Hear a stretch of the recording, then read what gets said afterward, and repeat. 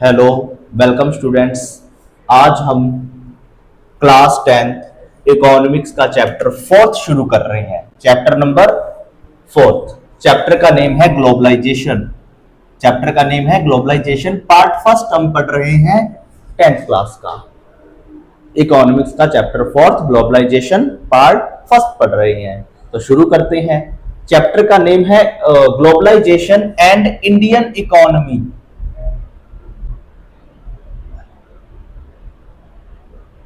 Chapter का name है globalisation and Indian economy. ये चैप्टर का कंप्लीट नेम है। तो सबसे पहले बात ग्लोबलाइजेशन की हो रही है, तो ग्लोबलाइजेशन का ही मीनिंग समझ लेते हैं। ग्लोबलाइजेशन कहने का ही मीनिंग क्या है? एक देश का दूसरे देश के साथ इंटरकनेक्शन या इंटीग्रेशन या इंटरलिंक होना ही ग्लोबलाइजेशन कहलाता है। जैसे हम बात करें, इंडिया यूएस के साथ ट्रेड करता है, इंडिया फ्रांस के साथ ट्रेड करता है, इंडिया जर्मनी के साथ, इंडिया रशिया के साथ, ईरान के साथ, यानी कि इंडिया बहुत सारे देशों के साथ ट्रेड कर रहा है। तो ये जो ग्लोबलाइजेशन का प्रोसेस हुआ है, किसके थ्रू? ट्रेड के थ्रू। तो ट्रेड ने क्या किया? एक देश को बहुत सारे देशों के साथ जोड़ दिया, इंटरकनेक्ट किया, इंटरलिंक किया या इंटीग्रेट किया, इंटीग्रेशन किया। तो एक देश का बहुत सारे देशों के साथ जुड़ना ग्लोबलाइजेशन। ये प्रोसेस क्या है? ग्लोबलाइजेशन। कौन सा फैक्टर था यहां? ट्रेड। ट्रेड ने जो है हेल्प करी एक देश को दूसरे देश से जोड़ने के लिए। और क्या? कल्चर।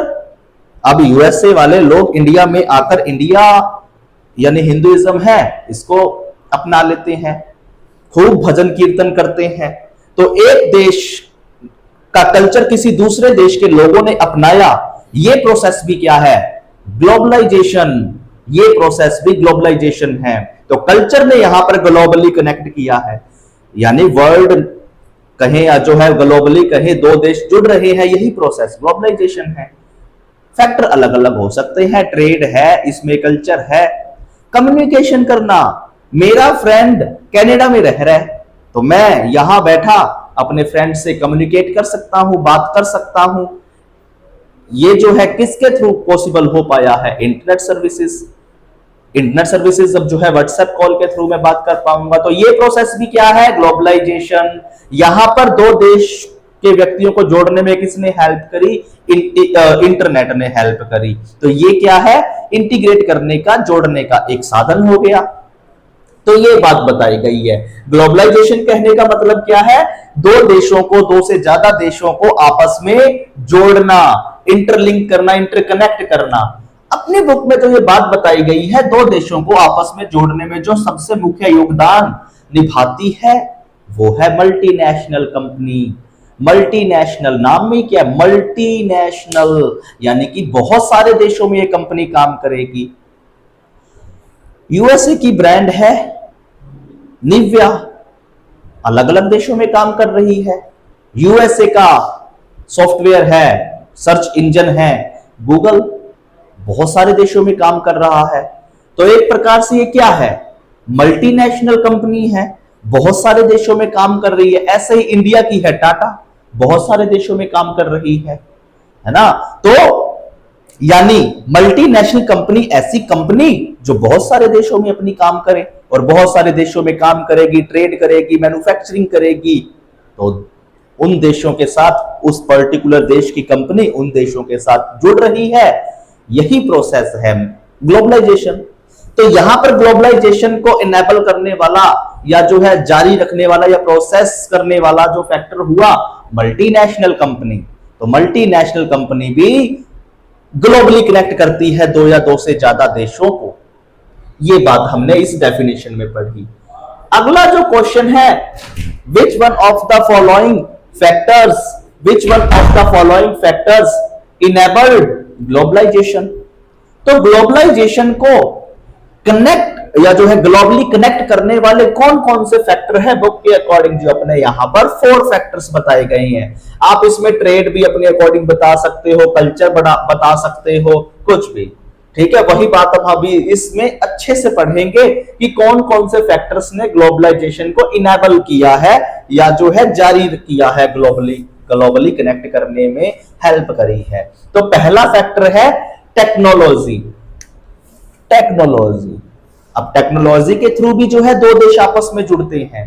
जैसे हमारे इंडिया में वॉरशिप बनाने की, यानी जो पानी वाली जहाजें हैं, पनडुब्बियां बनानी है, इसके बहुत ज्यादा हमारे पास जो है टेक्नोलॉजी नहीं है। फिर क्या करते हैं, इंपोर्ट करते हैं। फाइटर जेट्स हैं यूएसए से, राफेल फ्रांस से हम इंपोर्ट करते हैं, क्योंकि उनके पास इस चीज की टेक्नोलॉजी है। उनके पास टेक्नोलॉजी है, उन्होंने अपनी टेक्नोलॉजी से कुछ भी प्रोडक्ट को इन्वेंट कर दिया या जो है उसको मैन्युफैक्चर कर दिया, तैयार कर दिया। अब इंडिया जैसे देश वो खरीद लेते हैं। तो यहां पर दो देशों को आपस में जोड़ने वाला फैक्टर क्या था, टेक्नोलॉजी। यूएसए, फ्रांस, इनके पास टेक्नोलॉजी है और इस टेक्नोलॉजी ने दो देशों को जोड़ दिया। यह बात यहां बताई गई है, बाकी मैंने यहां शॉर्ट में लिखा है। अगर आप इसके प्रॉपर नोट्स चाहते हैं तो हमारे टेलीग्राम ग्रुप से जुड़ जाइए, इसका लिंक जो है डिस्क्रिप्शन में दिया हुआ है, वहां से आप नोट्स प्राप्त कर सकते हैं। तो पहला है टेक्नोलॉजी, उसके बाद है आईसीटी। आईसीटी कहने का meaning information and communication technology, या जो है हम इसको जो है टेली कम्युनिकेशन भी कह देते हैं, कम्युनिकेशन करना। ये भी जो फैक्टर है इसने भी देशों को आपस में जोड़ा है। जैसे हमें कुछ इंफॉर्मेशन सर्च करनी है, सबसे पहले कहां सर्च करेंगे, गूगल यूज करेंगे। कौन सा search engine, Google search engine हम यूज करेंगे। गूगल पर हमने फ्री जॉब अलर्ट जो है वो डाला और देखेंगे कौन कौन सी वैकेंसीज है, कहां कहां जो है, किस फील्ड में, किस सेक्टर में जो है वैकेंसीज यहां पर वैकेंट है। तो किसका यूज किया, गूगल का। तो गूगल इंफॉर्मेशन प्राप्त करने के लिए हमने गूगल का यूज किया। गूगल तो यूएसए की कंपनी है और यूएसए की जो ये सॉफ्टवेयर है या सर्च इंजन है, पूरा वर्ल्ड इसको यूज कर रहा है।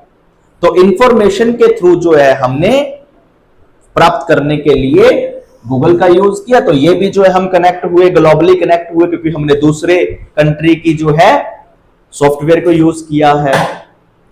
ऐसे ही कम्युनिकेशन, हम कम्युनिकेट कर रहे हैं एक देश में बैठे दूसरे देश के व्यक्तियों के साथ, अपने फ्रेंड्स रिश्तेदार के साथ बात विचार कर पा रहे हैं, कम्युनिकेशन कर पा रहे हैं, ये भी ग्लोबलाइजेशन का प्रोसेस है। और इंफॉर्मेशन एंड कम्युनिकेशन टेक्नोलॉजीज, यानी कि ये जो चीजें इनेबल हो पाई है टेक्नोलॉजीज के कारण। तो बात करना अब telecommunication, modern forms of communication, जैसे टेलीविजन है, न्यूज़पेपर है, सोशल मीडिया है, ये टेलीकम्युनिकेशन कहलाएगा। तो हम कम्युनिकेशन कर रहे हैं, इंफॉर्मेशन हम जुटा पा रहे हैं, या इंफॉर्मेशन को हम सर्च कर रहे हैं किसी भी चीज को, तो हम दूसरे देश के सॉफ्टवेयर्स को यूज कर रहे हैं, या हम कम्युनिकेशन कर कर अलग अलग देशों के लोगों से जुड़ रहे हैं। तो इंफॉर्मेशन कम्युनिकेशन टेक्नोलॉजी है, इसने भी ग्लोबली कनेक्ट किया है लोगों को। तो ये भी जो अपना रोल निभाता है ग्लोबली कनेक्ट करने के लिए दो व्यक्तियों को, 10 व्यक्तियों को, कितने भी। इसके बाद ग्लोबलाइजेशन को इनेबल करने वाला फैक्टर जो है, किस कारण से ग्लोबलाइजेशन जो पॉसिबल हो पाया है, ट्रांसपोर्टेशन के कारण। इंडिया जो है वो गोल्ड इंपोर्ट करता है, तो एयरवेज का यूज किया। इंडिया एक्सपोर्ट करता है बहुत मैन्युफैक्चर्ड मटेरियल्स, शिप के थ्रू एक्सपोर्ट करता है। इंडिया नेबरिंग कंट्री जैसे पाकिस्तान, अफगानिस्तान के साथ ट्रेड करता है, तो लैंड रूट है, तो ट्रक या जो है रेलवेज का यूज कर लिया जाएगा। इंडिया ऑयल इंपोर्ट करने के लिए पाइपलाइन का यूज करता है, तो ये भी ट्रांसपोर्ट का एक जो है मींस है या जो है फैक्टर है। तो यहां पर ट्रांसपोर्टेशन के कारण भी एक देश दूसरे देश से कनेक्ट हो पाया है। यूएसए को महंगी वस्तु इंडिया में भेजनी है एयरवेज के थ्रू, तो दो देश आपस में कनेक्ट हो गए। इंडिया को मैन्युफैक्चर्ड मटेरियल किसी देश में बेचना है, तो इंडिया ने जो है बेच दिया। इंडिया ने भी जो है बहुत चीजें अपनी बेची, किसके थ्रू, सीवेज के थ्रू, वाटरवेज के थ्रू, शिप के थ्रू। तो एक देश दूसरे देश से कनेक्ट हो गया। तो ट्रांसपोर्टेशन भी है, इसने भी दो या दो से ज्यादा देशों को जोड़ा है। लास्ट जो है लिबरलाइजेशन पॉलिसी। अब जो है किस तरीके से जो है दो देश आपस में जुड़ते हैं लिबरलाइजेशन पॉलिसीज के तहत।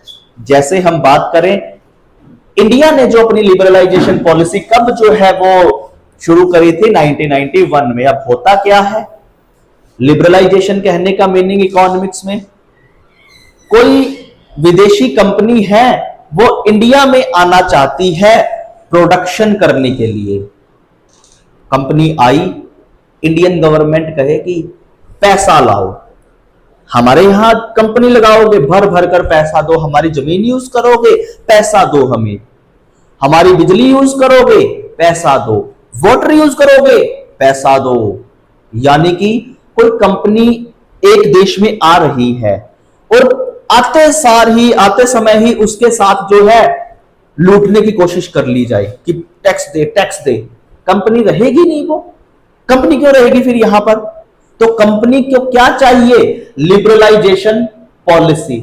अब लिबरलाइजेशन पॉलिसी में क्या होता है? लिबरलाइजेशन पॉलिसी में यह होता है कि जो गवर्नमेंट है वो मल्टीनेशनल कंपनी या जो बड़ी कंपनी है, फॉरेन कंपनी है, वो आ रही है तो उनके साथ एक्सप्लॉयटेशन नहीं करेगी। वो कहेगी आओ हमारे यहां जमीन चाहिए, सस्ती जमीन लो, सस्ती जमीन लो। फिर लेबर चाहिए, भाई लग जाओ काम करने के लिए, सस्ते लेबर प्रोवाइड करेगी। इलेक्ट्रिसिटी चाहिए, फ्री इलेक्ट्रिसिटी 5 साल के लिए। पानी चाहिए, फ्री पानी 5 साल के लिए। करो प्रोडक्शन।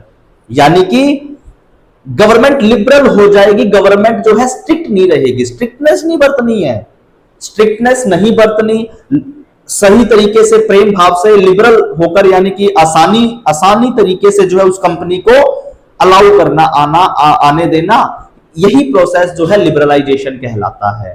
तो गवर्नमेंट लिबरल हो गई, गवर्नमेंट ने अलाउ कर दिया, हम आपसे भर के टैक्स नहीं लेंगे, आप अपनी कंपनी यहां लाओ, सेटअप करो। तो ये लिबरलाइजेशन पॉलिसी। लिबरलाइजेशन पॉलिसी ने भी फॉरेन ट्रेड को क्या किया है? अट्रैक्ट किया है, फॉरेन ट्रेड को अट्रैक्ट किया है, क्योंकि गवर्नमेंट लिबरल हो गई, फॉरेन कंपनी इंडिया में आकर या किसी भी देश में आकर काम करने लगी। इसका सबसे ज्यादा फायदा चाइना उठा रहा है इस लिबरलाइजेशन पॉलिसी का, जो 1970s के समय उसने अपनाई थी। तो ये लिबरलाइजेशन पॉलिसी। अब लिबरलाइजेशन कहने का मीनिंग है ट्रेड बैरियर्स को रिमूव कर देना। मतलब ट्रेड बैरियर्स, जब वो विदेशी कंपनी इंडिया में आ रही है तो हमने उनसे कोई टैक्स ही नहीं लिया, टैक्स नहीं लिया, तो ये कहलाया रिमूविंग ट्रेड बैरियर्स। यानी कि रिमूविंग ट्रेड बैरियर्स यानी ट्रेड बैरियर्स, तो ट्रेड का जो बैरियर है, बाधाएं हैं, हमने उसको हटा दिया। तो ये इसकी लिबरलाइजेशन की डेफिनेशन हो गई। फॉरेन ट्रेड होगा, हमने कोई बाधा नहीं लगाई, हमने कोई बैरियर नहीं लगाया, हम आपसे जो है कुछ नहीं लेंगे, सारे टैक्स हमने माफ कर दिए। तो ये प्रोसेस लिबरलाइजेशन कहलाएगी। Liberalisation means removing barriers on foreign trade. ये इसके फिलअप में भी क्वेश्चन बन सकता है, ठीक है, या डेफिनेशन भी इसकी बन सकती है।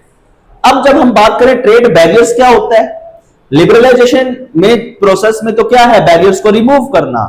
लेकिन ट्रेड बैरियर क्या होता है? जब विदेशी कंपनी इंडिया में या किसी भी देश में आ रही है, हम उससे टैक्स लेंगे तो वो है ट्रेड बैरियर। जब हमने टैक्स हटा दिए तो वो है लिबरलाइजेशन पॉलिसी। तो ट्रेड बैरियर कहने का मतलब टैक्स ऑन इंपोर्ट, जब कुछ चीजें इंपोर्ट की जाएगी या मंगवाई जाएगी या कोई कंपनी आएगी, जब हम उनसे टैक्स ले रहे हैं, वो है ट्रेड बैरियर।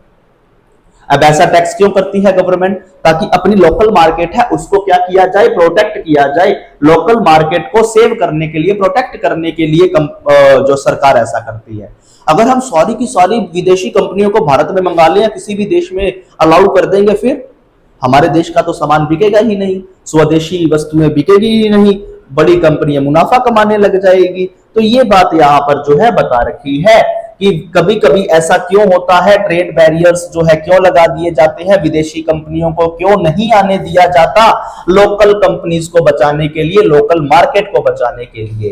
ठीक है, ये बात यहां पर हमें ध्यान रखनी है।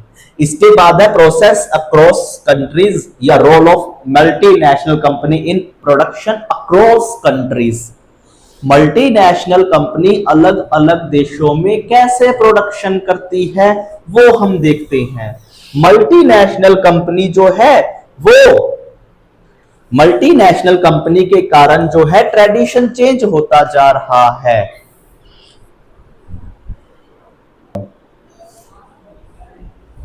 अब मल्टीनेशनल कंपनी के कारण एक ट्रेडिशन चेंज हुआ है।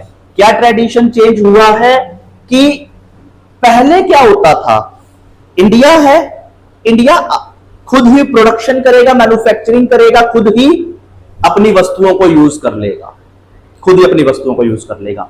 लेकिन अब एक नया ट्रेडिशन आ गया, हम खुद मैन्युफैक्चरिंग करेंगे, दूसरे देशों को बेच देंगे, मुनाफा कमाएंगे। तो जो ये ट्रेडिशन है अलग अलग कंट्रीज के साथ ट्रेड करने का, ये ट्रेडिशन बदला है। किस कारण से? मल्टीनेशनल कंपनीज के कारण। तो मल्टीनेशनल कंपनीज ने क्या किया है? मल्टीनेशनल कंपनीज ने ट्रेड का ट्रेडिशन बदल दिया है।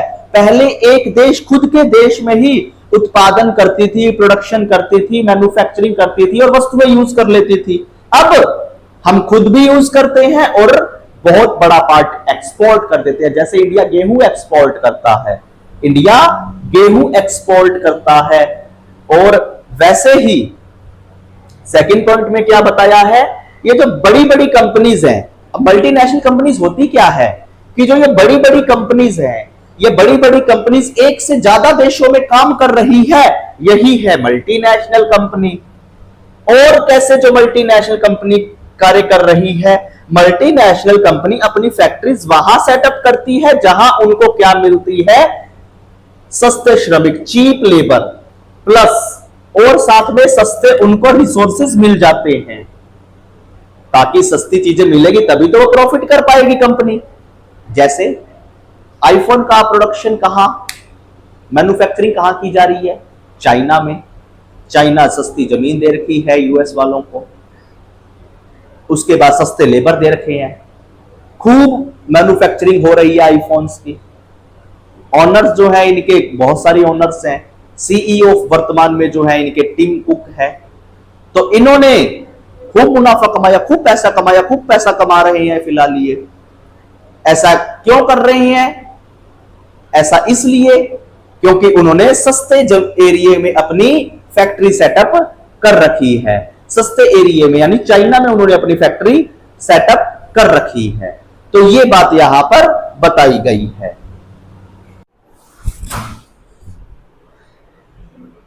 ठीक है, तो हमने क्या देखा कि जो ये एमएनसीज है, मल्टीनेशनल कंपनी, सस्ते लेबर मिले, सस्ते उनको रिसोर्सेस मिले, वहां पर अपनी फैक्ट्रीज है ये सेटअप करते हैं ताकि ये मुनाफा कमाए। जैसे आईफोन जो है, एप्पल है, वो काम कहां कर रहा है? चाइना में। सस्ते श्रमिक इनको मिले हुए हैं, खूब मुनाफा कमा रही है एप्पल कंपनी। इसके बाद होता क्या है इस प्रोसेस में? एमएनसीज का जो ये प्रोसेस है, इसमें प्रोडक्शन कैसे किया जाता है कि एक देश में किसी भी वस्तु को, किसी भी प्रोडक्ट को डिजाइन कर लिया गया। डिजाइन किया कहां किया जाएगा? किसी एक देश में। मैन्युफैक्चरिंग कहां की जाएगी? दूसरे देश में। यूएस में कंप्यूटर एडेड डिजाइन यानी कंप्यूटर के थ्रू जो है वो डिजाइन किया जाता है। इंजीनियर्स होते हैं, ऐसे ऐसे करके मुझे आईफोन बनाना है, एक फोन बनाना है, ये मैं उसमें अपनी सुविधाएं रखूंगा, जनता को सिक्योरिटी दूंगा, इतना जो मेरा प्रोसेसर होगा, ये जो मैं इसमें चीजें जो भी है XYZ यूज करूंगा। तो सारी डिजाइनिंग कहां की गई? यूएस में। इसका प्रोडक्शन, मैन्युफैक्चरिंग चाइना में। तो डिजाइन किसी एक देश में की जाएगी, मैन्युफैक्चरिंग किसी दूसरे देश में की जाएगी। ये बात जो है यहां पर बता रखी है। तो एमएनसीज क्या करती है? एक देश में डिजाइन करती है, किसी दूसरे देश में मैन्युफैक्चरिंग, और किसी तीसरे या चौथे पांचवें अन्य देशों में उसको बेच देती है। तो ऐसे जो है एमएनसीज काम करती है। इस प्रकार से जो मल्टीनेशनल कंपनी काम कर रही है, इसके कारण ही ग्लोबल ट्रेड क्या हुआ है? इंक्रीज हुआ है। Increase global trade. Global trade क्या हुआ है? इंक्रीज हुआ है। किस कारण से? क्योंकि मल्टीनेशनल कंपनी ने बहुत अलग अलग तरीके से कार्य किए हैं। सस्ती जमीनें मिले वहां कार्य किए हैं, एक से ज्यादा देशों में काम करते हैं। ठीक है, तो ये हमने इसमें सारे प्रोसेस देखे हैं। ठीक है, इसके आगे इससे रिलेटेड ही सेम क्वेश्चन है, सेम सा ही थोड़ा क्वेश्चन है, वो हम सेकंड पार्ट में पढ़ेंगे इसको। और आज के लिए इतना ही। Thank you. एक बात और, आप वीडियो तो देख रहे हैं पर सब्सक्राइब नहीं कर रहे हैं, तो जरूर सब्सक्राइब भी करें, लाइक करें तथा कमेंट भी करें ताकि हम मोटिवेट रहें। Thank you students.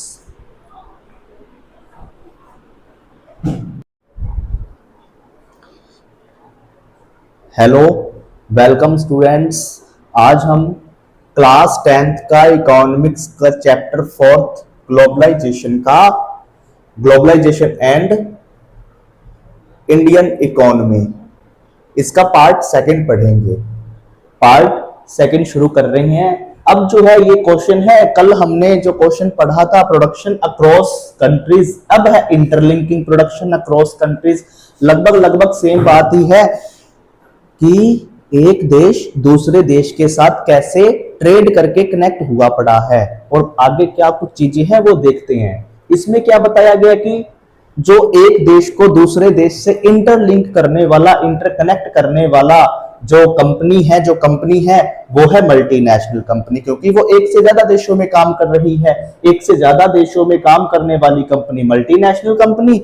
अब ये मल्टीनेशनल कंपनी किसके साथ इंटरलिंक होगी, किस देश में जाकर जो है ये काम करना चाहेगी, वो बात यहां पर बताई गई है। जैसे ये कंपनी वहां जाएगी जहां इनको सस्ते लेबर मिलेंगे, सस्ते रिसोर्सेस मिलेंगे, सस्ती जमीनें मिलेगी, वहां ये कंपनी जाकर अपना प्लांट या जो अपनी फैक्ट्री है वो सेटअप करेंगे। तो मल्टीनेशनल कंपनी कहां किसके साथ इंटरलिंक करेंगे, जहां इनको cheap labour, cheap resources available होंगे। इसके बाद ये कहां पर इंटरलिंक करेंगे या कहां पर जो जाना प्रेफर करेंगे, जहां सरकार की जो पॉलिसीज है, गवर्नमेंट पॉलिसीज है, बहुत ज्यादा स्ट्रिक्ट नहीं है। जैसे हम बात करें कि एक मल्टीनेशनल कंपनी हमारे देश में आ रही है या आने वाली है, तो गवर्नमेंट कहे आओ और हम तुमसे बहुत भर भर कर टैक्स देंगे, तो वो क्या मल्टीनेशनल कंपनी यहां पर काम करेगी? नहीं करेगी। वो कहेगी तुम देखो अपना, हम तो किसी दूसरे देश में चले जाते हैं। तो मल्टीनेशनल कंपनी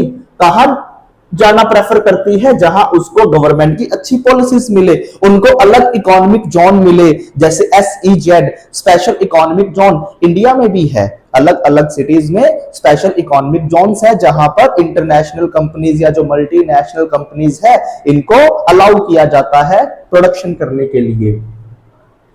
तो यहां दूसरे पॉइंट में देखा कि इंटरलिंक कहां करेगी मल्टीनेशनल कंपनी, जहां पर उन्हें गवर्नमेंट की अच्छी पॉलिसीज मिलेगी, गवर्नमेंट उनको परेशान नहीं करेगी। ये मल्टीनेशनल कंपनी फॉरेन इन्वेस्टमेंट भी करती है।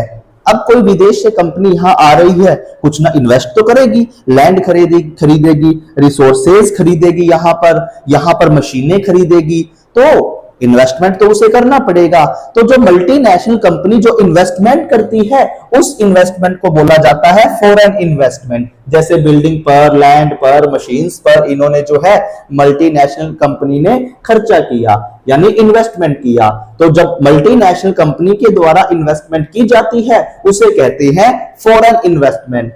और कभी कभी ऐसा भी होता है कि ये मल्टीनेशनल कंपनी लोकल कंपनीज के साथ मिलकर काम करती है। एक मल्टीनेशनल कंपनी आई, वो लोकल कंपनी के साथ रहकर काम करने लगी। जैसे फोर्ड मोटर्स जो इंडिया आई थी 1995 में, यहां महिंद्रा के साथ मिलकर जो है उसने काम किया। ऐसे ही मारुति सुजुकी आई थी जापान की, मारुति के साथ काम किया। होंडा आई थी जापान की, उसके हीरो के साथ काम किया। तो यानी एक देश की जो कंपनी है वो दूसरे देश की लोकल कंपनी के साथ मिलकर भी काम करती है। तो ये बताई गई है कि मल्टीनेशनल कंपनीज लोकल कंपनीज के साथ मिलकर काम करती है, और इस प्रोसेस को इकोनॉमिक्स की लैंग्वेज में बोला जाता है जॉइंट वेंचर। जॉइंट वेंचर कहने का मीनिंग कि एक मल्टीनेशनल कंपनी किसी दूसरे देश की लोकल कंपनी के साथ काम कर रही है, इसे बोलेंगे जॉइंट वेंचर। तो ऐसा भी मल्टीनेशनल कंपनी करती है इंटरलिंक करने के लिए एक देश से दूसरे देश में। और जो मल्टीनेशनल कंपनीज है ये क्या करती है, इन लोकल कंपनीज को मॉडर्न टेक्नोलॉजीज प्रोवाइड करती है। लोकल कंपनीज है, छोटी कंपनीज है, उनके पास ज्यादा टेक्नोलॉजी नहीं है। तो जो ये मल्टीनेशनल कंपनी है, बड़ी बड़ी कंपनी है, ये लोकल कंपनीज को टेक्नोलॉजीज प्रोवाइड करती है। तो मॉडर्न टेक्नोलॉजीज देती है और करो प्रोडक्शन, हमारे लिए प्रोडक्शन करो। तो ऐसे जो भी है ये मल्टीनेशनल कंपनी भी काम करती है। और कभी कभी ऐसा होता है कि जो ये मल्टीनेशनल कंपनी है ये खरीद लेती है, ये बाय कर लेती है लोकल कंपनी को, ये लोकल कंपनी को खरीद भी लेती है। पहले जॉइंट वेंचर मिलकर काम करेगी, उनको टेक्नोलॉजी प्रोवाइड करेगी, उसके बाद उस कंपनी को खरीद भी लेगी। आपका एग्जांपल, इसका एग्जांपल जो बताया हुआ है कारगिल फूड कंपनी, जो ये जो है कारगिल फूड्स कंपनी जो थी ये थी यूएसए की, ये यूएसए की थी। इसने क्या किया, इंडिया की परख फूड्स को खरीद लिया, इसने इंडिया की परख फूड्स को खरीद लिया। तो ऐसा भी होता है कि जो ये मल्टीनेशनल कंपनी होती है किसी दूसरे देश की लोकल कंपनी को खरीद भी लेती है। और क्या होता है, ये जो मल्टीनेशनल कंपनी है ये लोकल कंपनीज को ऑर्डर भी देती है, मल्टीनेशनल कंपनी लोकल कंपनीज को ऑर्डर भी देती है कि आप हमारे लिए प्रोडक्शन करो। जैसे एक मल्टीनेशनल कंपनी है, कोई भी कपड़ों की ब्रांड जैसे लीवाइस ले लेते हैं अपने, ठीक है। तो ये जो कंपनी है शायद यूएस की कंपनी है ये, अब जो है ये किसी अन्य देशों में जाकर प्रोडक्शन कर रही है, तो वहां के जो लोकल वीवर्स हैं, कपड़े बनाने वाले हैं, उन लोकल कंपनी को कहेगी कि आप कपड़े बनाओ, आप उत्पादन करो, प्रोडक्शन करो, पैसा रिसोर्सेज चाहिए हम आपको प्रोवाइड करते हैं। उन लोगों को रोजगार मिल गया, उनको रोजगार मिल गया। अब फिर मल्टीनेशनल कंपनी क्या करेगी, खुद के ब्रांड टैग्स लगाकर, खुद के ब्रांड्स टैग लगाकर उसको सेल कर देगी। लोकल कंपनी से कपड़ों का प्रोडक्शन करवाया, उस पर टैग लगा दिया लीवाइस, उसके बाद बेच दिया। जो चीज 200-250 की थी उसको ये 2,500-3,000 हजार रुपए में बेचकर पैसा कमाएंगे। उन लोगों को, लोकल कंपनीज को भी रोजगार मिल गया, इस जो ब्रांड है, ब्रांड कंपनी है, इसको भी अपना जो है मुनाफा मिल गया। तो ऐसे मल्टीनेशनल कंपनी काम करती है, लोकल कंपनीज को ऑर्डर देती है, उनसे प्रोडक्शन करवाती है और उनके प्रोडक्ट्स को खरीदकर, सस्ते रेट पर खरीदकर, खुद का टैग लगाकर, ब्रांड्स की टैग लगाकर इसको इंटरनेशनल मार्केट में या जो है उसी देश में सेल कर देती है। ऐसे मल्टीनेशनल कंपनी प्रॉफिट कमाती है, ठीक है। ये बात हमने इसमें पढ़ी, तो ये जो हमें ये क्वेश्चन ध्यान रखना है। इसके बाद नेक्स्ट टॉपिक जो है फोर्ड मोटर्स के बारे में। फोर्ड मोटर्स कहां की कंपनी थी, अमेरिका की कंपनी थी। ये जो है लगभग 26 से ज्यादा देशों में इसने काम किया है, लगभग 26 के आसपास कंट्रीज में इसने फोर्ड मोटर्स ने काम किया है। हम इसको हिस्ट्री में भी पढ़ेंगे, फोर्ड मोटर्स का ओनर कौन था। जो ये कार जो है डिजाइन करती है, कार बनाने वाली कंपनी है हेनरी फोर्ड। हम इसको हिस्ट्री के इंडस्ट्रियलाइजेशन वाले चैप्टर में भी पढ़ेंगे। तो ये जो फोर्ड मोटर्स है चेन्नई में है, तमिलनाडु की जो सिटी है, कैपिटल चेन्नई है। 1995 में आई यहां, और यहां आकर इसने जो है महिंद्रा के साथ, महिंद्रा यहां की लोकल कंपनी होगी, MNCs multinational company Ford motor हो गई, इसने महिंद्रा के साथ मिलकर काम किया। जो हम यहां पर बात पढ़ रहे थे कि लोकल कंपनीज के साथ मिलकर काम करती है, वो रहा एक एग्जांपल। तो महिंद्रा के साथ मिलकर फोर्ड मोटर्स ने काम किया, अच्छा प्रोडक्शन इनका चल रहा था, और फाइनली महिंद्रा के जो प्रोडक्ट्स है वो कम, मतलब जो कारें वगैरह है कम बिक रही थी, फोर्ड मोटर्स का नाम ज्यादा चल रहा था। महिंद्रा ने फोर्ड मोटर्स को बाय बाय कर दिया और कहा 2021 में जाओ, अपने घर वापस जाओ। तो फोर्ड मोटर्स को निकाल दिया देश से, और महिंद्रा 2021 के बाद खुद अकेले प्रोडक्शन कर रही है, अब फोर्ड पर डिपेंड नहीं है। इसीलिए फोर्ड की भी नई गाड़ियां इंडिया में नहीं बिक रही है, अब नहीं जो चल रही है। बाकी इंपोर्ट कर जो आए वो अलग बात है। इसके बाद है next foreign trade. Foreign trade कहने का क्या मीनिंग है, buying and selling of goods and services between different countries. कहने का मतलब फॉरेन ट्रेड, या हम किसी गुड्स को, वस्तुओं को खरीदे या बेचें, या हम सर्विसेज को खरीदे या बेचें। आप कहोगे वस्तुएं तो खरीदी बेची जा सकती है, गुड्स तो खरीदे बेचे जा सकते हैं, लेकिन सर्विसेज को कैसे। जैसे अब जो है गूगल है, माइक्रोसॉफ्ट है, ये कहाँ की कंपनीज हैं, यूएसए की, लेकिन सर्विसेज कौन खरीद रहा है, यूएसए के जो मेंबर्स हैं या जो ओनर्स हैं वो क्या कर रहे हैं, वो इंडिया से सर्विसेज खरीद रहे हैं या दूसरी कंट्रीज से सर्विसेज खरीद रहे हैं। वो क्या करते हैं, एम्प्लॉयर्स को खरीदकर अपने यहाँ पर काम करवाते हैं। तो फॉरेन ट्रेड कहने का मीनिंग क्या है, चाहे वस्तु खरीदे या बेचे, चाहे सर्विसेज खरीदे या बेचे, ये कहलाएगा फॉरेन ट्रेड। इस फॉरेन ट्रेड को इंटरनेशनल ट्रेड भी कहा जाता है। अब लास्ट टॉपिक जो अब आज का हम देखते हैं, world trade organisation. World trade organisation, जो ये ट्रेड हो रहा है, इंटरनेशनल ट्रेड हो रहा है, इसको रेगुलेट कौन करता है? World trade organisation. World trade organisation इसको रेगुलेट करता है। ये इंटरनेशनल ट्रेड को बढ़ावा देता है। ये कहता है कंट्रीज को कि आप लिबरलाइज हो जाओ। कहने का मतलब लिबरलाइज।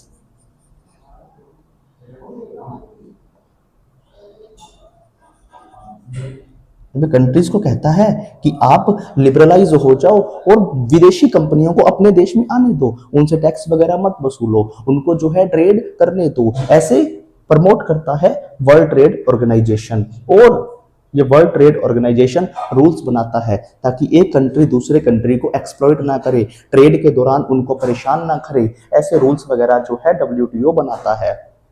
न्यू बुक के अकॉर्डिंग जो है कितने मेंबर्स है WTO में? 166 मेंबर्स है। पुरानी जो बुक होगी उसमें 160 बताया गया है। और जो ये WTO है, डोमिनेट कौन करता है? Developed countries. अब जैसे USA कंट्री है, उसने इंडिया पर 100% टैरिफ लगा दिया, कोई कुछ बोलने वाला नहीं था। क्यों? क्योंकि डेवलप्ड कंट्रीज डोमिनेट करते हैं डेवलपिंग कंट्रीज पर या छोटी कंट्रीज पर।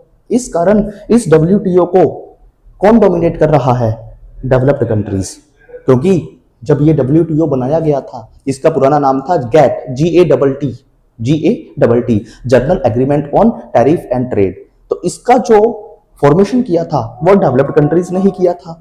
इसीलिए आज डोमिनेट कौन करता है? डेवलप्ड कंट्रीज ही इस पर डोमिनेट करते हैं। अगर डेवलपिंग कंट्रीज किसी दूसरी कंट्रीज को एक्सप्लॉइट करते हैं, ज्यादा टैक्स वगैरह लेते हैं, टैरिफ लगाते हैं, तो ये डेवलप्ड कंट्रीज वाले या जो है WTO वाले ये बोल पड़ेंगे। जब डेवलप्ड कंट्रीज डेवलपिंग कंट्रीज को परेशान करता है, एक्सप्लॉइट करता है, तब कोई नहीं बोलता। तो ऐसे जो है WTO सही तरीके से काम नहीं कर रहा है। लेकिन अब क्या करें, जो भी है वो टॉपिक हम पढ़ रहे हैं। तो हमने जो है इंटरलिंकिंग प्रोडक्शन अक्रॉस कंट्रीज, ये बहुत बड़ा टॉपिक जो था ये समझा। फोर्ड मोटर्स के बारे में समझा, फॉरेन ट्रेड के बारे में समझा जिसको इंटरनेशनल ट्रेड भी कहते हैं, और लास्ट जो हमने समझा वर्ल्ड ट्रेड ऑर्गेनाइजेशन, जिसको पहले जो है GATT के नाम से जाना जाता था। 1995 में इसको वर्ल्ड ट्रेड ऑर्गेनाइजेशन के नाम से जाना गया। तो थैंक यू स्टूडेंट्स, आज हम इतना ही पढ़ेंगे। तो चैनल को लाइक करें, सब्सक्राइब करें। Thank you.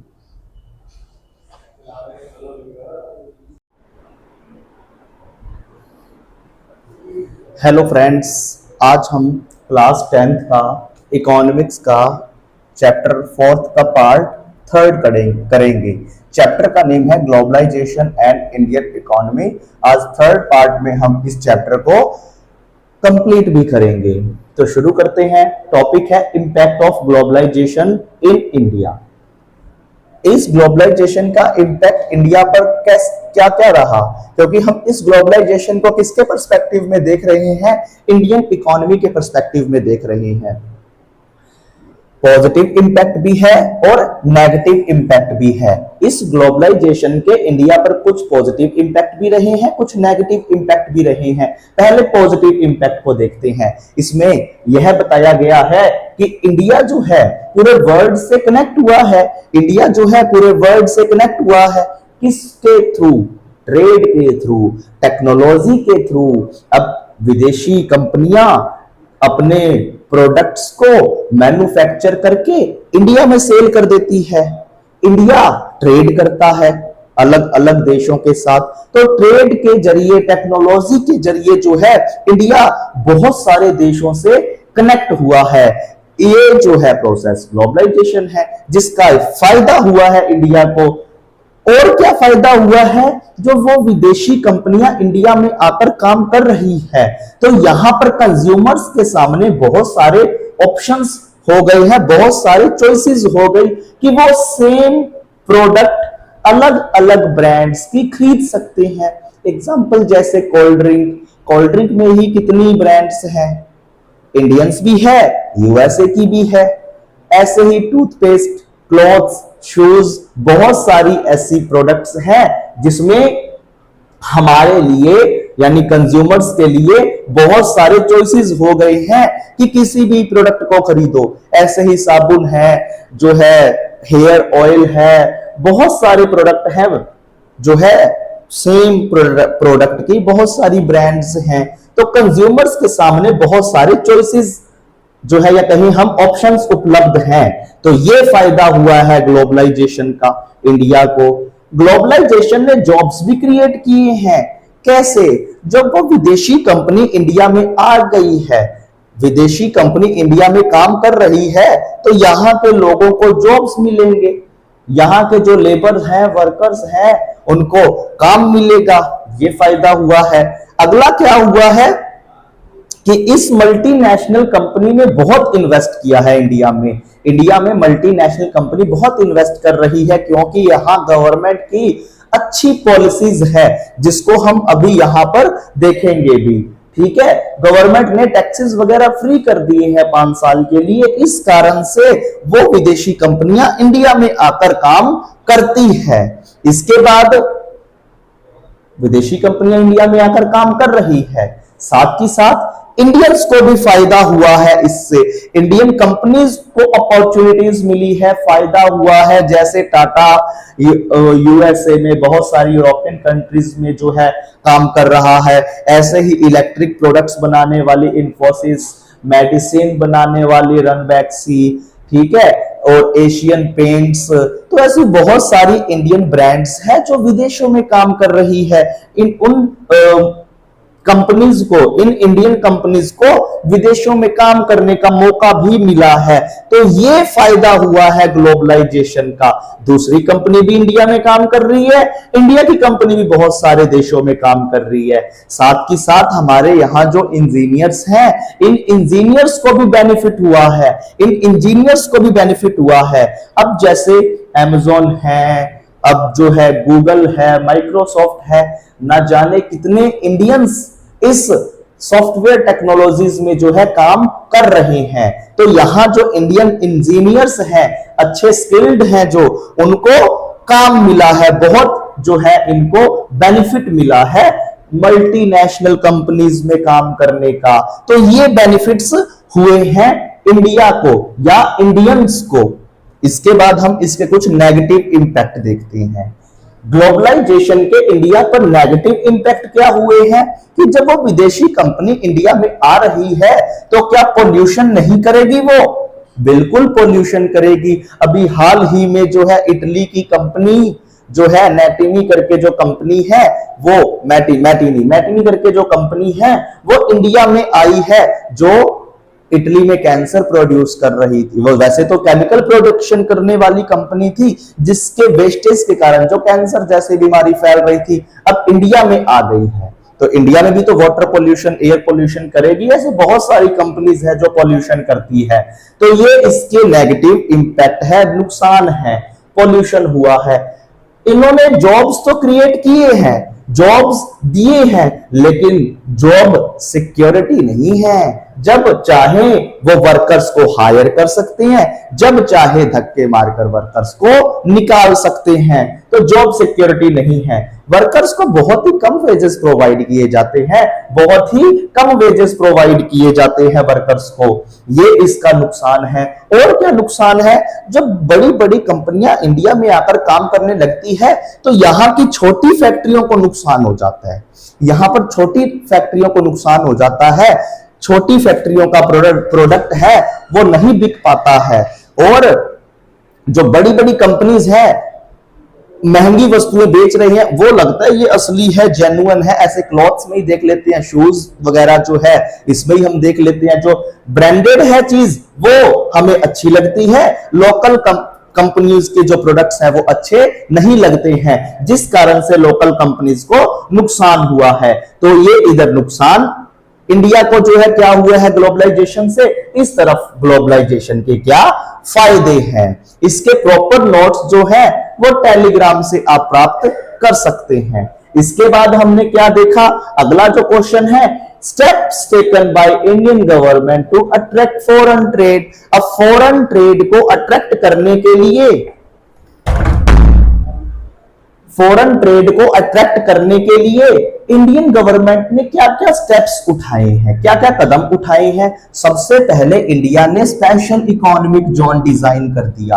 अब बहुत सारी ऐसी जो है बड़ी बड़ी सिटीज है इंडिया में जहां ये स्पेशल इकोनॉमिक जोन, कैसा जोन है, इकोनॉमिक, यहां पर इकोनॉमिक एक्टिविटीज होगी, बड़ी बड़ी कंपनीज को बुलाया जाएगा, उनको फ्री में इलेक्ट्रिसिटीज, कैसी facilities, electricities, water, road transportation, सारी फैसिलिटीज उनको जो है प्रोवाइड की जाएगी, जो मल्टीनेशनल कंपनी है उनको। और जो ये सारी चीजें प्रोवाइड की जा रही है, वो कंपनी व्यापार करेगी, उनसे कोई टैक्स नहीं लिया जाएगा 5 साल तक। ये क्वेश्चन एमसीक्यू में भी बन सकता है कि इंडिया जो है स्पेशल इकोनॉमिक जोन बिल्ड करती है, इसके तहत कितने साल तक जो है टैक्स नहीं लेती है, 5 साल तक। तो इंडिया जो है 5 साल तक उस कंपनी से कोई टैक्स नहीं लेता है, बाकी 5 साल के बाद जो है टैक्सेस वगैरह लिए जाते हैं। अब जो ये कंपनी आई है इंडिया में, इस कंपनीज को फ्रीडम प्रोवाइड कर दी जाती है कि आप अपने अकॉर्डिंग लेबर्स है, वर्कर्स है, उनको हायर करो। अगर प्रोडक्शन ज्यादा हो रहा है तो ज्यादा वर्कर्स हायर कर लो, आपको प्रोडक्शन नहीं करना, डिमांड कम है तो वर्कर्स को निकाल दो, तो वर्कर्स की संख्या कम कर दो। तो उनको फ्रीडम दी गई है वर्कर्स या लेबर्स को हायर करने की अपने अकॉर्डिंग, वर्क के प्रेशर के अकॉर्डिंग। वर्क ज्यादा तो वर्कर्स ज्यादा, वर्क कम तो वर्कर्स कम, ये कंपनी की मर्जी है। ऐसा जो है इंडियन गवर्नमेंट ने अलाउ कर रखा है। क्यों? बढ़ावा दिया जा रहा है उस कंपनी को, ताकि वो कंपनी प्रॉफिट करे। प्रॉफिट कम करेगी तभी तो यहां रहेगी, तभी तो 5 साल बाद जो है इंडियन गवर्नमेंट भी जो है बेनिफिट करेगी और जो है उससे मुनाफा कमाएगी टैक्स वगैरह लेकर 5 साल के बाद। इसके बाद जैसे इंडियंस जो है, इंडियन गवर्नमेंट है, ये स्पेशल इकोनॉमिक जोन डिजाइन कर रहे हैं, इसके कारण इंडिया की इंडस्ट्रियल ग्रोथ हुई है। यानी बहुत सारी इंडस्ट्रीज यहां सेटअप हो रही है, तो इंडस्ट्रीज ज्यादा सेटअप हो रही है तो इंडस्ट्रियल ग्रोथ हो रहा है, तो इंडियन गवर्नमेंट को फायदा हो रहा है इससे। और साथ ही साथ जो फॉरेन इन्वेस्टमेंट है, विदेशी लोगों का निवेश है, इन्वेस्टमेंट है, वो भी इंडिया में बढ़ा है।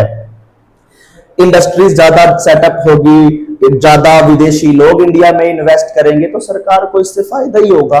तो ये कुछ जो है इंडियन गवर्नमेंट अट्रैक्ट करती है विदेशी कंपनियों को भारत में काम करने के लिए, स्पेशल इकोनॉमिक जोन डिजाइन करती है, तैयार करती है। इसके बाद जो लास्ट टॉपिक है, स्ट्रगल फॉर फेयर ग्लोबलाइजेशन। अब जो है ग्लोबलाइजेशन तो हुआ है, लेकिन इस ग्लोबलाइजेशन का सबको एक बराबर जो है अधिकार नहीं मिला, मतलब सबको इक्वल बेनिफिट नहीं मिला है। जो रिच लोग हैं, अमीर लोग हैं, अमीर लोगों को तो मुनाफा हुआ, बड़ी बड़ी ब्रांडेड कंपनियां आ रही हैं, अमीर लोग जो है वो बढ़िया पैसा कमाते हैं और वो महंगी वस्तुएं अफोर्ड कर सकते हैं। गरीब लोग इन चीजों को यूज नहीं कर पाते हैं। तो यानी सबको इक्वल जो है वो अधिक मतलब बेनिफिट नहीं पहुंचा है इस ग्लोबलाइजेशन के कारण, अनइक्वल बेनिफिट सबको पहुंचा है। और कुछ नुकसान भी हुए हैं इससे, जैसे स्मॉल कंपनीज है या जो लोकल इंडस्ट्रीज या कंपनीज है, इनको नुकसान हुआ है, क्योंकि मल्टीनेशनल कंपनी जो है बहुत बढ़ चढ़कर काम कर रही है, उसका डोमिनेट कर रही है उस कंट्री में, तो वहां की लोकल कंपनीज को नुकसान हो रहा है। इस कारण से फेयर ग्लोबलाइजेशन ये नहीं है। अब जो है WTO है, उसने अनफेयर तरीके से रूल्स भी बना रखे हैं, उनके रूल्स भी सही तरीके से काम नहीं करते, जिसका गलत प्रभाव ग्लोबलाइजेशन पर पड़ रहा है। जैसे अगर कोई डेवलपिंग कंट्रीज जो है वो किसी दूसरे देश से व्यापार कर रही है या जो उन पर टैरिफ बढ़ा रही है, यानी इंटरनेशनल जो ट्रेड पर टैक्स बढ़ा रही है, अगर डेवलपिंग कंट्रीज ऐसा करे तो WTO एक्शन ले लेता है, इंस्टेंट एक्शन ले लेता है। अगर डेवलप्ड कंट्रीज किसी पुअर कंट्री या डेवलपिंग कंट्रीज का एक्सप्लॉयटेशन कर रही है, तब ये WTO एक्शन नहीं लेता। जैसे हाल ही में हमने देखा कि USA ने इंडिया पर 50% और उसके बाद 100% टैरिफ लगा दिया, 100 का 100%, डबल महंगी वस्तुएं बेचेगा USA। लेकिन अब इस WTO की आवाज नहीं निकली कि क्यों इंडिया को एक्सप्लॉइट कर रहे हो, क्योंकि इस WTO में या जो इस सबसे इन सब की जो मेन ब्रांच है UNO, सबसे ज्यादा इन्वेस्टमेंट ही कौन करता है? कौन करता है? USA। 24 to 25% जो सिर्फ और सिर्फ USA का इन्वेस्टमेंट है। तो बिल्कुल सबसे सबका जो है फादर वो बनेगा ही, सबसे सुप्रीम वो रहेगा ही, क्योंकि सबसे ज्यादा इन्वेस्टमेंट किया है उसने, इसीलिए वो दूसरी कंट्रीज को एक्सप्लॉइट करता रहता है और कोई आवाज नहीं उठाता है इसके खिलाफ, क्योंकि सबसे ज्यादा इन्वेस्टमेंट इसने किया है, अधिकार ही इसका है ना। तो ये अनफेयर रूल्स तो है, इस कारण से सही तरीके से ग्लोबलाइजेशन का सबको लाभ नहीं पहुंचा है। ये जो प्रोसेस हो रही थी, मतलब गड़बड़ हो रही थी, इस गड़बड़ से परेशान होकर जो साउथ एशियन कंट्री है हांगकांग ने WTO के खिलाफ प्रोटेस्ट कर दिया कि ग्लोबलाइजेशन का सबको इक्वल लाभ ही नहीं मिल रहा, आप फेयर तरीके से रूल ही नहीं बना रहे। डेवलप्ड कंट्रीज जो है वो मुनाफा कमाती जा रही है, डेवलप्ड कंट्रीज डेवलपिंग कंट्रीज को परेशान कर रही है। इस कारण हांगकांग ने अपना कैंपेन जो है, प्रोटेस्ट है, वो WTO के खिलाफ कर दिया। और 2005 में ये कैंपेन हुआ था। तो MCQ में क्वेश्चन भी बन सकता है, हांगकांग ने WTO के खिलाफ कैंपेन या जो प्रोटेस्ट कब किया?